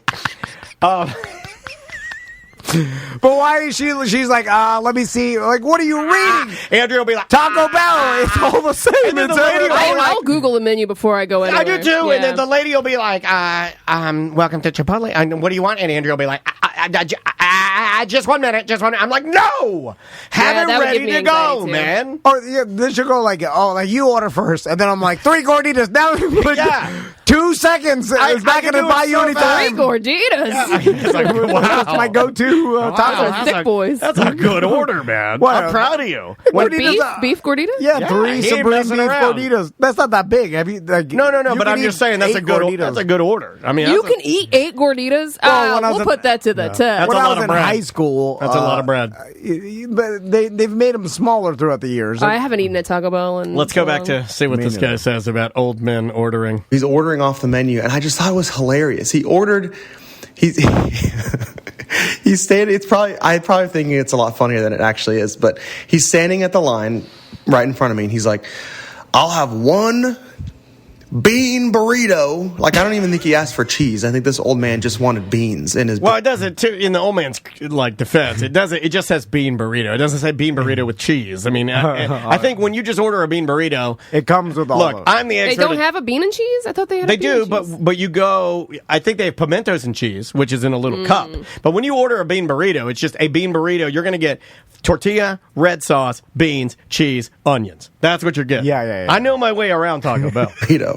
1 bean burrito and 1 crunchy taco. That's my dad. And like, that was it. That's all he ordered from Taco Bell. I don't know. I just thought it was really funny listening to this old man ordering Taco Bell.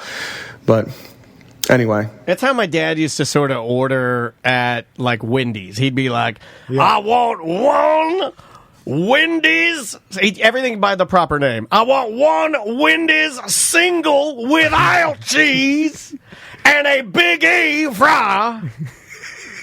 You know what I mean? It's very, like, I would just say, give me a single, give me a number 1 with cheese. Yeah, give me a number 1. Yeah. My pop-up used to do that. He'd say the burger, the French fry, and then the soda, and they'd be like number 8, and he's like, burger, French fry, soda.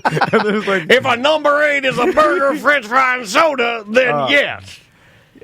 He also a big fan of Dairy Queen. Yeah, my dad. Dairy Queen's underrated. My dad was a massive fan of Dairy Queen. I love the fast food burgers. It's probably the best one. Brazier burger. He liked the actual burger. Brazier. Like, he didn't like ice cream. It's called a Brazier burger. You wouldn't eat that. Why is it called Brazier? Can you look that up? Look up Brazier burger. I know Brazers. Hey. But yeah, it's a Brazier burger, and then you had the Dilly Bar. That's another treat you can get at Dairy Queen. You got the Blizzard. You got they do like a chicken fingers, right? And fries, that kind of deal. How much money can you make? A Brazier Dairy Queen is one that serves both hot food in addition to ice cream. So a regular Dairy Queen is just a Dairy Queen, but a Brazier, by the way, is another word for a charcoal grill.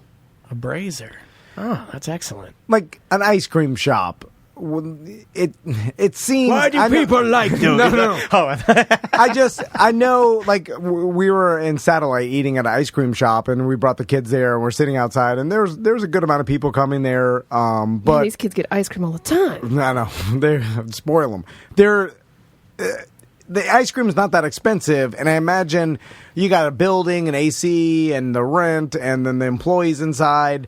I'm like, how much are they making a day? Like $800 profit or $300? It just doesn't seem like you could make that much profit. I honestly don't know, man. It's like you're selling ice cream cones. Like, I mean, a lot of that stuff probably keeps pretty well. Most of your food's frozen. Your chicken fingers can keep for a while, and the ice cream, the cone is that. Yeah, it'll keep for a long time. So especially the ones that aren't coned. Those are better because less chance to go stale. That was disgusting. Whatever bubbled out of me there, that was disgusting. So if you own this ice, like the mom and pop single ice cream Kelly's building, up the street. I love it. I love Kelly's. And then you're just it's expensive, though. You're selling cones. You got a couple teens working there for you, whatever. Are you pulling $60K a year profit? Are you pulling $120K a year? I think they're doing... certain location really makes a difference. Makes a huge difference in that. I'm going to guess. But Beachside ice cream place probably makes a lot. Yeah. Well, Kelly's here in town. They've got multiple locations. I think they got 3 now, or maybe possibly 4. And they've got vans, and man, those places hop. And it's just people constantly turning over. Jeremiah's killing it. Yeah, he's got like 25 locations or something now. But that's like once you got 25 locations, that's where you make the good money. I'm talking about one location, one store, some sweeties in there working, and then what are you pulling in at the end of the year where you're like, this is my yearly salary, the owner. God, independent? Man, it's hard for me to think more than $45,000 a year. I have no idea, literally no idea. But $45,000 almost makes it seem. I guess if you're not, although you have to pop in all the time and make sure there's people not showing up to work, and then you have to run in there. Yeah. Like there has got to be. I don't know, more than just you can't just sit back. Put and that do on nothing. our list for people to talk to. I'd love to talk to an independent small ice cream shop owner. To see, I bet it's difficult, but I bet, I don't know. That one that was on OBT that someone did they burn it down? Or they finally closed shop on that. They're not even going to reopen. Oh, that's sad. That family-owned business that was there for like 60 years or something. Oh, I know what that is, where you set it on fire because you're like, this is killing me. There's a word for that. A couple words for that. It's a stereotype that's been villainized lately, and lightning. There you go. Let's try this one. Hey, guys. So I know we like to joke about Tom just hating fun and having fun, just fun in general. But I have a theory that it's not that he hates fun, but he has forgotten how to have fun. And I say that because when I was at the Solar Bears game on the 16th, it was the second period. He was fresh from his performance on the ice, maybe a little feeling high a little bit, and during the second period, a wave started, and it finally come around the entire arena. And I'm like, there's no way Tom is going to participate in this because he doesn't call out for T-shirt cannons, he doesn't whistle, he doesn't clap. Yep. No fun Tom. But lo and behold, it comes around, and a hand shoots straight up into the air. Just one hand now. Well, I'm assuming he was holding a beer with the other one. But it goes straight up into the air, at the Solar Bears game? And then straight back down. And... I think that's a glimmer. Well, he's stiff. I mean, it's like one hand Williams' he can't do a performance in fluid Hook. motion. It's not that he hates fun. He's just grown up and forgotten how to have fun. All right. Love you guys. Bye. Oh, you're like Peter and Hook. I think we got to learn to have fun again. Let's have a food fight. I think one of the reasons why Tom forgets how to have fun. One of the reasons why Tom forgets how to have fun is because I think you got to this point where we have started this business. He wants to be taken seriously, and you want to be taken seriously because you were shaped sort of in the mold of people not taking you seriously. Thinking you were a radio goof. And thinking you were a goof. So here you are in this business, and you've actually created You've swung too far, though. With me, and we've created something that is cool and is successful and it is different, it is independent, it's your own business. So to continue the goof, you feel like you can't do that because you're a true businessman now, and I understand that. Again, I think I've said this, where I grew up with men in my life who never had fun. Like, my pop-pop didn't have fun. But you did when you were younger. But maybe they did when they were younger, too. I'm just saying when... You grow out of the fun at some point? When you reach 40, the fun is off. Yeah, like, I don't know... He wasn't having fun years ago, though. Like, I don't know when my pop-pop... When was the threshold? 30? I think when he hit 35, the fun started leaking out. When of have the I shoes. ever had fun? You used to ride dirt bikes. Yeah, you used to set up, make silly videos with your friends. That was for money. Used to set up. I thought I was gonna get rich. Like a jackass. I did it for money. Set up parties. I wasn't doing bachelor parties, and you'd have. You think I want to tase myself? I thought I was gonna get rich. We'd go downtown and party and hang out and smoke cigarettes. I'll still do that now. I'll go and drink and hang out with listeners. Like, I think people. My wife is saying when he had kids, the fun died. Do you think so?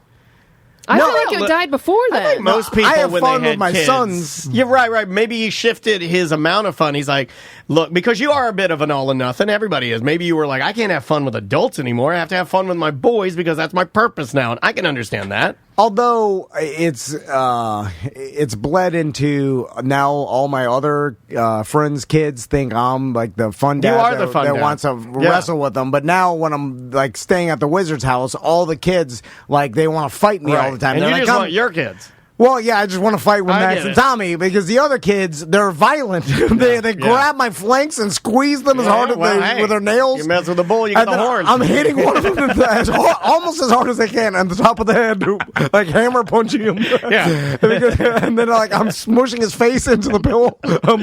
I'm like you're weak, but then they're hitting me and punching my balls. I'm like I can't take it.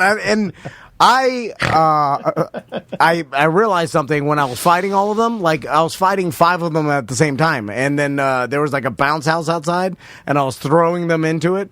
And God, you guys in the bounce houses. I gave it to the Wizard. It was my old one.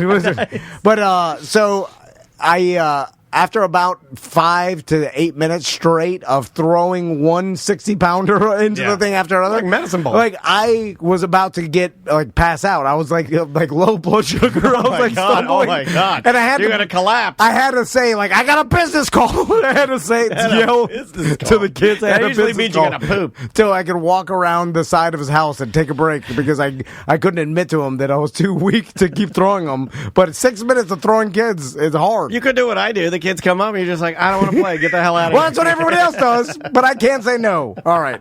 We'll be back.